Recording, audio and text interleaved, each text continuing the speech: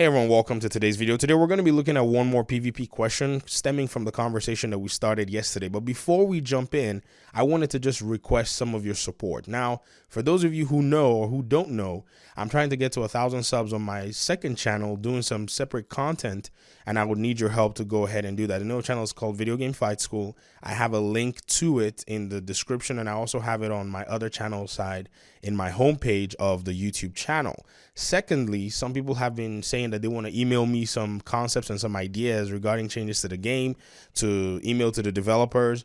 My email is in my about section. I've also replied your comments twice, putting my email as well. So go ahead and use that and email me. And then thirdly, the podcast series that I promised is going to be launching tomorrow. I've already recorded. First episode is about 30 minutes long. So please, if you're interested in, checking out the podcast, do so, engage it, leave comments, and then we'll move on from there. All right, enough shameless plugging. Let's jump into today's video. So first things first, yesterday's video on movement and medkits seemed to receive a lot of response. So far, there are about 60 comments on the video and more probably dropping in as of the time I'm recording this video. And I wanted to move on to something that I actually saw as a trend. So most of you said medkits and the movement changes will probably bring you back to the game. Some of you said movement was okay. Some of you said the medkit was a consensus that people need that healing aspect to change. And some people have also said, even though we want the medkits, it needs to at least have some kind of a significant cooldown, and burst healing probably needs to be worked in a way where, you just shouldn't have it in a PvP game. So there are a lot of other conversations that can go there, and we might have that conversation later. But one thing that stemmed from that video was almost everyone that was actually commenting was also adding the fact that they were dissatisfied with the size of the dark zone. The way the dark zones have been built and split into 3 different areas does not seem to satisfy the PvP community, and it's by design. The original dark zone is a big sandbox where a lot of people could do whatever in the world they wanted. It was a huge, massive area that was actually extended. And I think what's really, funny is, why extend the dark zone in the Division 1, and then when you get to the Division 2, you chunk it up into 3 different areas? What is the reasoning for doing that? I mean, these questions that the developers need to think and say, why did we make this design choice? Because our community is not necessarily used to that. Like there are fundamentals that go into your original design of your game. And if you see that those fundamentals are being enjoyed by your original community, you want to keep it that way. I don't know why they decided to change it, because they wanted to appeal to another market audience. And as many of us know, that backfired instantly, because already people who did not like the Division 1 most likely would not have been playing the Division 2. I don't know how they didn't figure that out, but that's whatever that is. And so the fundamentals of something like maybe say Team Deathmatch and Call of Duty remain the fundamentals of Team Deathmatch. And then if there's anything extra you want to add to that, then you can go for it. And I feel like the Dark Zone was actually a perfect example of that sandbox that the game was actually kind of marketed on to the PvP players. You can go in there, you can do all kinds of crazy stuff, and you have all this sandbox to disappear into. If you watch the first Dark Zone trailer, after the rogue went rogue, he just ran off and disappeared. But the current Dark Zones for many PvP players, as I've heard and as I've been reading from the comments, does not seem to carry that aspect and that size to it. And so I guess the question that I want to ask, or the question that I'm trying to place in front of you that I would like for you to ask in the comment section is, if the dark zone is actually reworked, its map is extended, I don't know how they're going. I mean, I do have ideas.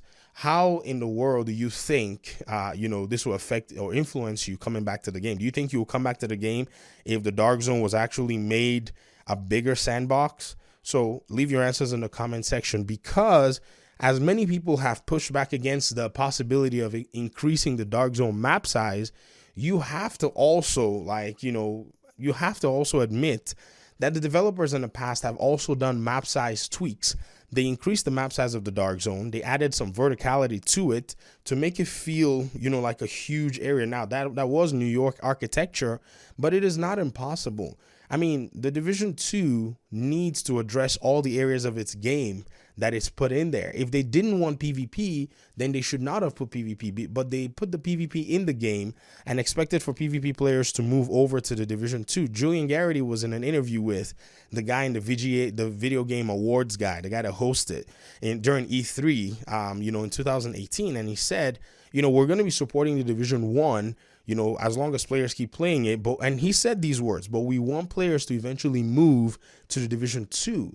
And if that's exactly what they want, then they need to start making the adjustments for, the Division 2 to actually carry some of the things that made the Division 1 very good, if they truly want that. Because if players are playing the Division 1, if players went back to the Division 1, I think that says a lot. They have the numbers, they see the servers, they see what's going on. In fact, one of the things that one of the developers was actually talking about was over there at Massive Studios, whenever people log into their servers, they actually have like this thing that highlights, the map and the world map that says, oh, people are playing right now in Europe. There's a big light that shows up in their studio, so they can actually see, the aspects of the world where people are actually playing their game from live when people log in. So I guess they can take a look at the Division 1, version of this thing, because this is what one of the developers says. His name's Dynasty. Go look at their, Snowdrop Engine interviews.